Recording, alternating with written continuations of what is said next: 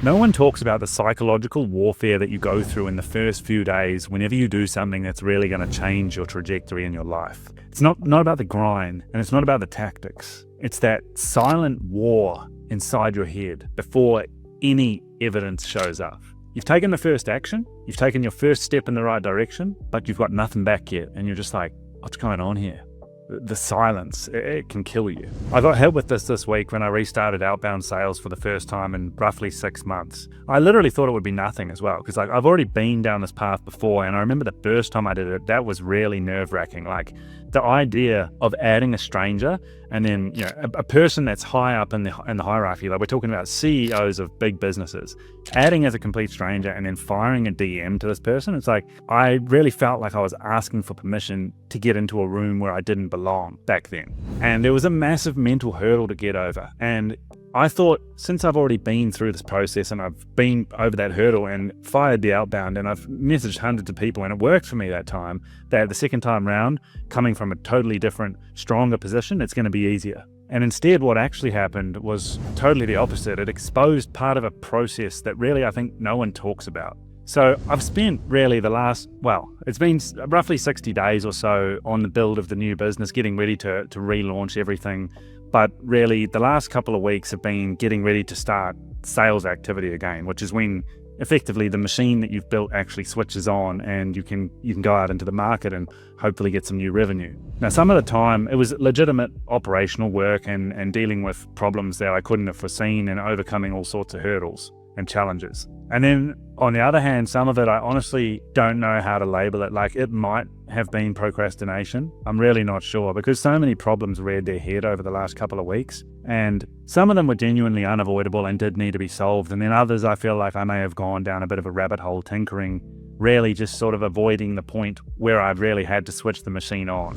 And anyway, all that delay sort of got to me and I said, enough is enough. Like it got to the point where like today is the day.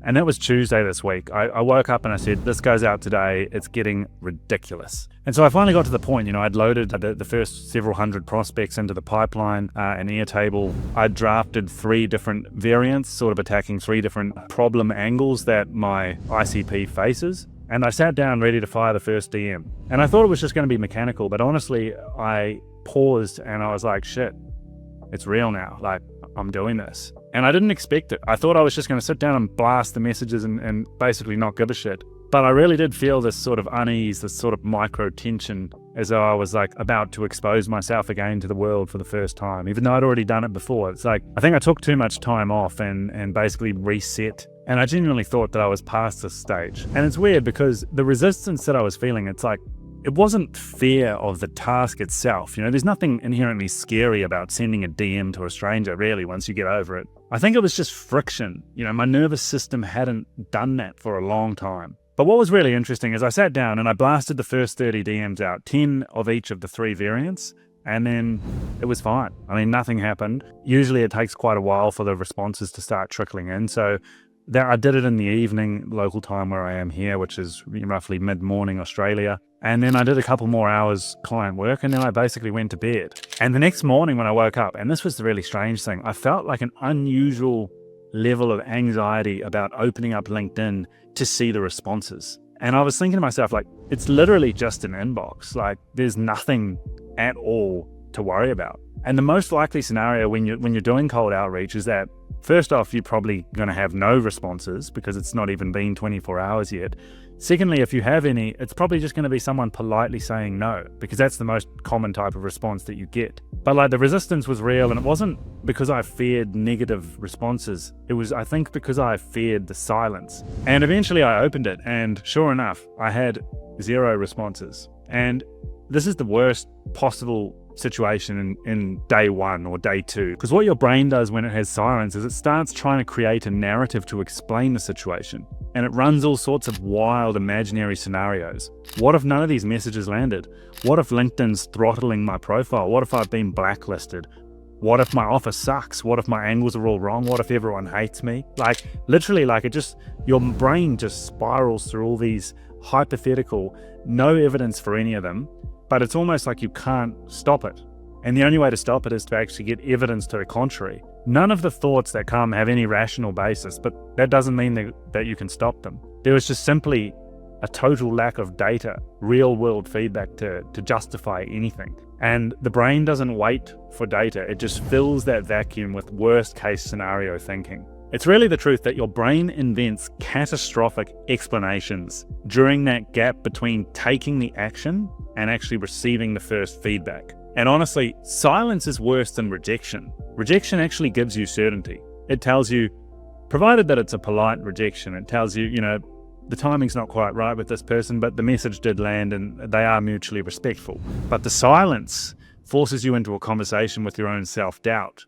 And the longer that it lasts, the more that doubt amplifies. Anyway, what actually happened? Well, eventually the first replies started to trickle in. The first ones weren't positive. The first two that I got were both sort of polite, respectful declines. Timing's not right. Thanks for the introduction. Things along those lines. And the interesting thing was that the moment I got those messages, it collapsed 80% of the psychological noise instantly. I was like, okay, good. This works. The messages landed.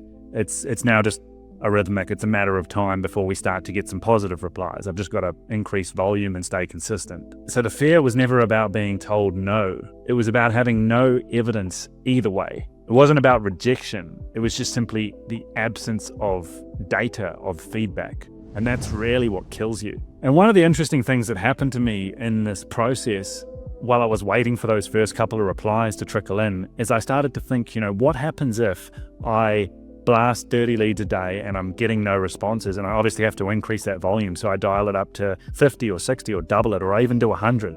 And then I started to think, fuck, I'm going to run out of leads. I'm going to run out of leads and not sign any clients. This is a disaster. I literally worried, I computed the math. If I don't start getting replies and I have to increase volume, I'm going to burn through all of my first degree connections on LinkedIn, get nothing from that, and then I'm screwed and it all just goes south. And I basically just spiraled into this oh fuck, the whole pipeline's just finite, it's all fragile. But I know that all of this is bullshit, because the truth is the market is massive. It's virtually impossible to run out of leads. That's never going to be your bottleneck. Your bottleneck is going to be onboarding those clients, delivering the work, scaling a team so you have capacity to handle the demand. It's not going to be leads. Leads will never be the bottleneck. There's literally, in the market that I serve just in Australia and New Zealand, there would be probably more than 50,000 ICP prospects. That's more than I could hit in an entire year, cranking 6 different cold email inboxes and absolutely blasting across maybe 2 LinkedIn profiles. I'm not even going to scrape the surface realistically. And it's funny because I know this, and I've known this for a long time. It's I know that, and the fear, the whole idea of running out of leads is just totally ridiculous.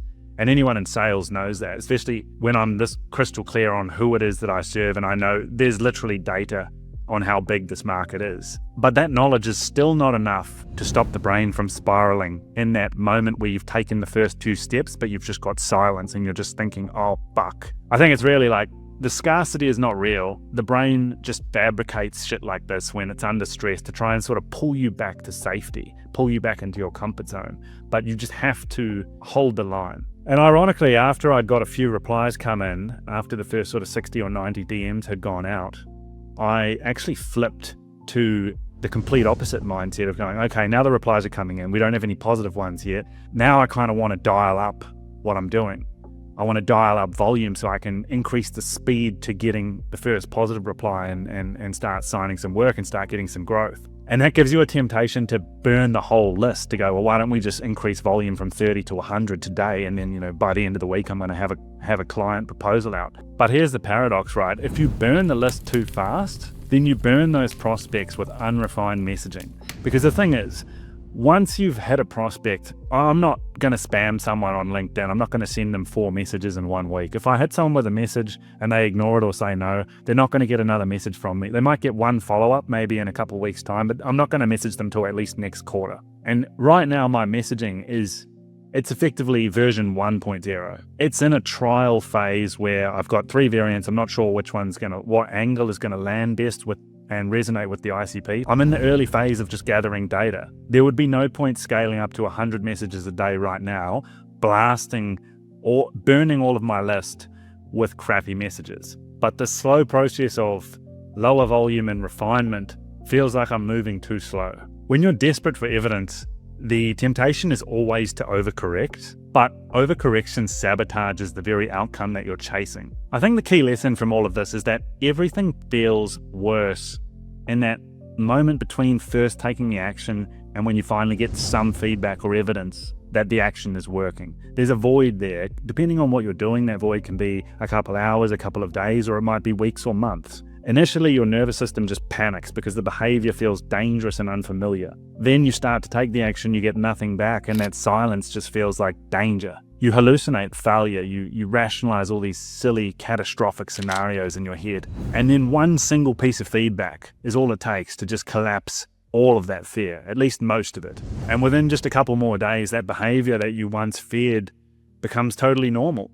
And then you start thinking ridiculous things like, how can I overcorrect? Do I want to scale this even further? It becomes so normalized that you're too comfortable with it, which is just bizarre. The threat just dissolves completely and you feel the momentum. Even if it's just a small piece of feedback, you latch onto it and you feel the momentum instead of fear. Outbound is just where I experienced it this week, but it can play out in any area of your life where you're doing something new that makes you uncomfortable. The war is identical, only the arena changes. So I think that's it. I mean, the hardest part of changing your life isn't the work itself. It's surviving that psychological turbulence before that work starts to pay you. The silence, the uncertainty, and the identity friction. If you can hold your nerve for those first few days especially, I think you're already ahead of most people.